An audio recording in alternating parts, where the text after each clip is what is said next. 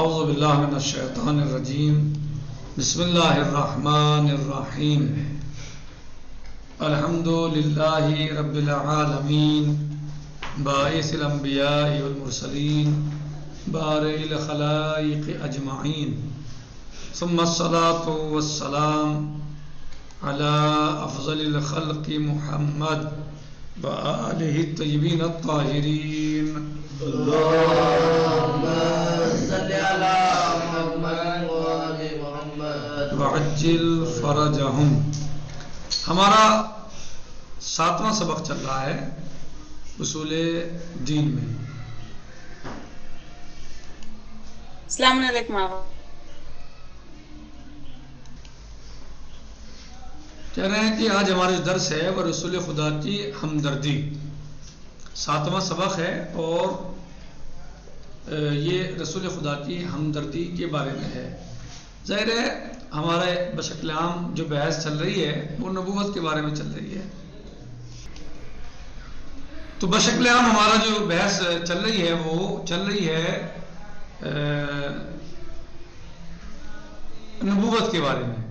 اور اب ہم یعنی آج جو ہم درس پڑھ رہے ہیں 7واں درس اس سلسلے میں وہ ہے رسول خدا حضرت محمد مصطفیٰ صلی اللہ علیہ وسلم کی ہمدردی، اس کے بارے میں درس ہے۔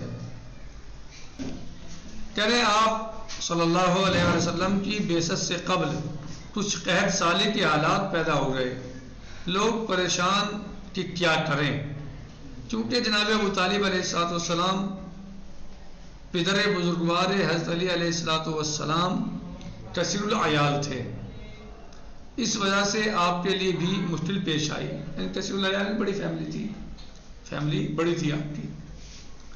رسول خدا صلی اللہ علیہ وسلم نے اپنے چچا عباس کو تیار کیا کہ ہم حضرت ابو طالب علیہ السلام کی خدمت میں جائیں اور ان کے بیٹوں میں سے ایک فرزند کو اپنے ہمراہ لے آئیں تاکہ ان پر خرچ کا بوجھ کم ہو جائے۔ رسول خدا صلی اللہ علیہ وسلم حضرت علی مرتضیٰ علیہ السلام کو اپنے ہمراہ لے آئے اور زندگی گزارنے لگے۔ یہ حضرت کی ہمدردی کا ایک نمونہ ہے، یعنی یہ ایک نمونہ ہے نبی پاک حضرت محمد مصطفیٰ صلی اللہ علیہ وسلم کی ہمدردی کا، کہ آپ نے دیکھا کہ مثلا جو ہے وہ قحط سالی ہے، قحط ہے اس وقت جو ہے، اور جناب ابو طالب علیہ السلام جو ہیں وہ کثیر العیال ہیں، تو آپ نے حضرت عباس جو آپ کے چچا تھے، نبی پاک صلی اللہ علیہ وسلم کے چچا تھے، ان سے گفتگو کی، ان کو تیار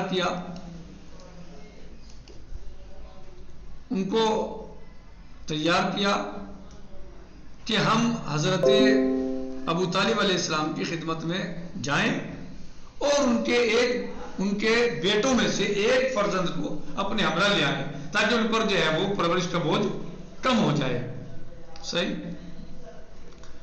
ان پر خرچ کا بوجھ کم ہو جائے۔ رسول خدا صلی اللہ علیہ وسلم حضرت علی علیہ السلام کو اپنے ہمراہ لے آئے، یعنی نبی پاک صلی اللہ علیہ وسلم اپنے ساتھ کسے لے کے آئے؟ مولا کائنات علی علیہ السلام کو، اور زندگی گزارنے لگے۔ یہ حضرت کی ہمدردی کا ایک نمونہ ہے، صحیح ہے۔ باقی آپ کی ہمدردی بہت زیادہ ہیں لیکن یہ ایک نمونہ ہے، ایک مثال ہے، لیکن یہاں پر جائے ایک نمونہ پیش کیا ہے صرف۔ رسول خدا صلی اللہ علیہ وسلم معمولی زندگی گزارتے تھے۔ رسول خدا حضرت محمد مصطفیٰ صلی اللہ علیہ وسلم کی زندگی تھی وہ ایک معمولی زندگی تھی اور ایک عام زندگی ہوتی تھی، یعنی ایسا نہیں تھا کہ آپ صلی اللہ علیہ وسلم نبی تھے، مثلا اس وقت پر آپ کا مثلا حکمرانی بھی تھی آپ کی اس علاقے پر، لیکن آپ کی زندگی تھی وہ ایک سادہ زندگی تھی، اور آپ ایک سادے طریقے سے معمولی طریقے سے زندگی گزارتے تھے، چٹائی پر سوتے تھے اور معمولی لباس زیب تن فرماتے تھے، اور اگر کبھی کسی نے آپ کی توہین کر دی تو ہنس کر معاف کر دیتے تھے، صحیح، اگر کسی نے کوئی ایسی بات کر دی جو توہین ہو جس میں، تو آپ صلی اللہ علیہ وسلم ہنس کر معاف فرما دیتے تھے، خود بازار جاتے اور اپنی ضرورت زندگی کا سامان خرید کر لاتے، یعنی آپ خود بازار میں جاتے تھے، اور اپنی زندگی کی ضرورت کا سامان خرید کے لاتے تھے. یعنی بالکل ایک سادہ زندگی تھی. یعنی لگتا ہی نہیں تھا کہ یہ انسان، یہ شخص اتنی بلند مقام اور درجے کا حامل اور مالک ہے، بلکہ آپ کی زندگی ایک سادہ زندگی ہوتی تھی. انس کہتے ہیں کہ میں چند سال حضرت کی خدمت میں رہا، لیکن کبھی آپ نے مجھ پر تنقید کی اور نہ ہی تنبیہ کی. انس کیا کہتے ہیں کہ میں حضرت کی خدمت میں رہا، لیکن کبھی بھی نبی پاک صلی اللہ علیہ وسلم نے نہ تو مجھے تنقید کا نشانہ بنایا، کبھی میرے اوپر تنقید کی، اور نہ ہی کبھی مجھے تنبیہ کی کسی بات کی ایسی، یعنی اس طرح کی. یعنی آپ بالکل سادہ خیال اور سادہ لو انسان اور سادہ طریقے زندگی آپ بسر فرماتے تھے. لگتا ہی نہیں تھا کہ آپ اتنی بڑی شخصیت کے مالک ہیں. گھر میں دودھ نکالتے تھے، بچوں کو سلام کرتے تھے، غلاموں کو کی دعوت قبول کرتے تھے، بد مزہ کھانے کی کبھی برائی نہ کرتے تھے، مسواک ضرور کرتے تھے. یعنی آپ صلی اللہ علیہ وسلم حضور پاک حضرت محمد مصطفیٰ صلی اللہ علیہ وسلم گھر میں دودھ نکالتے تھے. اپنے جو جانور تھے ان کے یہاں دودھ دینے والے دودھ نکالتے تھے، بچوں کو سلام کرتے تھے. یہ نہیں کہ میں بڑا ہوں تو بچوں کو سلام نہ کروں مثلا، یا میں اتنے بڑا انسان، مثلا آپ صلی اللہ علیہ وسلم بہت بڑی شخصیت تھے، کائنات کی سب سے بڑی شخصیت تھے، ان سے بڑا تو کوئی ہوا ہے نہ ہوگا، صحیح، لیکن بچوں کو سلام کرتے تھے، اپنا کام انجام دیتے تھے، صحیح. گھر میں دودھ نکالتے تھے، بچوں کو سلام کرتے تھے، غلاموں کی دعوت قبول کرتے تھے. یہ نہیں کہ میں وہ غلام ہے، میں ان کے یہاں نہیں جاؤں گا کھانے کے لیے، میں اتنی بڑی شخص نہیں، جبکہ وہ سب سے بڑی شخصیت تھے، لیکن وہ سب سے زیادہ یعنی سب لوگوں کا احترام کرتے تھے. بد مزہ کھانے کی کبھی برائی نہ کرتے تھے، مسواک ضرور کرتے تھے، جمعے کے روز داڑھی بناتے اور غسل جمعہ کرتے. جمعے کے دن داڑھی بناتے اور غسل جمعہ کرتے، اور خوشبو لگاتے تھے. جب گھر سے باہر آتے تھے تو سفید لباس پہنتے تھے، لباس سفید پہنتے تھے. سفید لباس اچھا لباس ہوتا ہے اور بہترین لباس ہوتا ہے. کھانا کھاتے وقت ٹیک نہیں لگاتے تھے تاکہ کھانے کے سامنے تکبر نہ ہو جائے. یعنی کسی سے ٹیک لگا کے نہیں بیٹھتے تھے، بلکہ سیدھے بیٹھتے تھے، اور تاکہ جو ہے وہ کھانے کے سامنے تکبر نہ ہو جائے. کتنے یعنی آپ کا مزاج کتنا منکسر اور کتنا متواضع تھے آپ صلی اللہ علیہ وآلہ وسلم. اگر آج ہم ان کی سیرت کو اپنائیں تو واقعی جو ہے وہ ان کی سیرت ہماری دین اور دنیا دونوں کو بہترین بنا سکتی ہے اور بنا دے گی. صحیح، اگر ہم ان کی سیرت کو اپنائیں تو ہماری دنیا اور دین دونوں بہت اعلیٰ ترین ہو جائیں گے. لیکن مشکل یہ ہے کہ ہم کلمہ پڑھتے ہیں لیکن سیرت کو نہیں اپناتے اس طریقے سے اپنانے چاہیے. صحیح ہے، جبکہ وہ سیرت اپنانے کے لیے ہمیں اس پر عمل کرنا چاہیے، اس کے بارے میں ہمیں غور کرنا چاہیے، اور نبی پاک صلی اللہ علیہ وسلم کی طرز زندگی کو اپنے زندگی میں ڈھالنا چاہیے تاکہ ہماری دین اور دنیا دونوں بہتر ہو جائیں. حضرت کی بیویاں نبی پاک محمد مصطفیٰ صلی اللہ علیہ وسلم کی جو زوجات تھیں، رسول خدا صلی اللہ علیہ وسلم کا سلوک نیکوکار اور مہربان تھا. آپ ہمیشہ نیکی کرتے تھے، مہربانی سے پیش آتے تھے. کبھی کبھی رسول خدا صلی اللہ علیہ وسلم کی بعض بیویوں کا سلوک اچھا نہیں ہوتا تھا.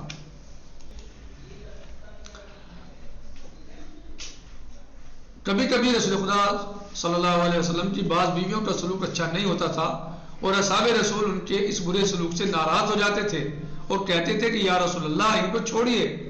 حضرت فرماتے تھے کہ عورتوں کا،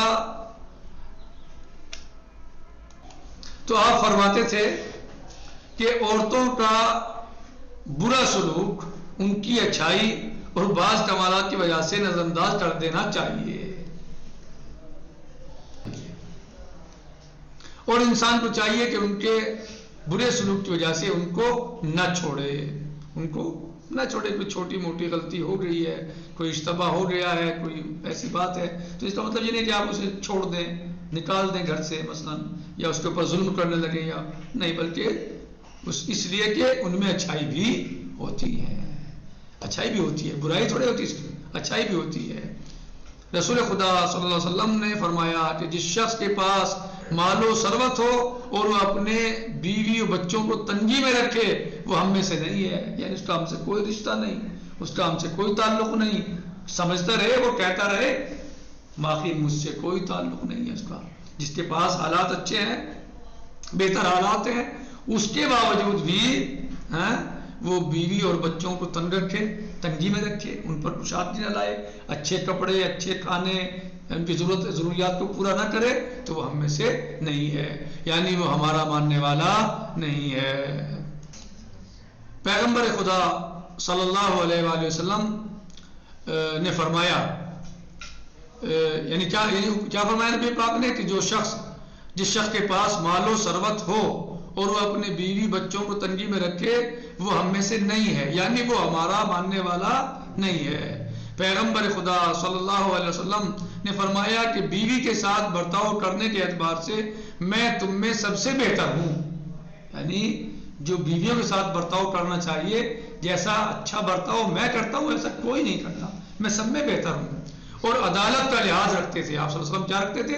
عدالت کا لحاظ، یعنی کسی بیوی پہ ظلم اصلا نہیں ہوتا تھا، کسی کی حق تلفی نہیں ہوتی تھی، اور کسی کو جو ہے اس کے حق سے محروم نہیں کیا جاتا تھا، اور عدالت کا لحاظ رکھتے تھے۔ چنانچہ اگر آپ مریض بھی ہو جاتے تھے، مرض کی حالت میں بھی جن بیویوں کی نوبت ہوتی تھی اپنا بستر اس کے کمرے میں منتقل کر لیتے تھے۔ بہرحال آج کا ہمارا درس جو ہے وہ یہیں پر تمام ہوتا ہے، چونکہ وقت تمام ہو گیا۔ باقی انشاءاللہ رسول خدا صلی اللہ علیہ وسلم بچوں کے ساتھ کیسا سلوک کرتے تھے یہ انشاءاللہ کل آئے گا۔ والحمدللہ رب العالمین، السلام علیکم ورحمۃ اللہ تعالی وبرکاتہ، فی امان اللہ، خدا حافظ۔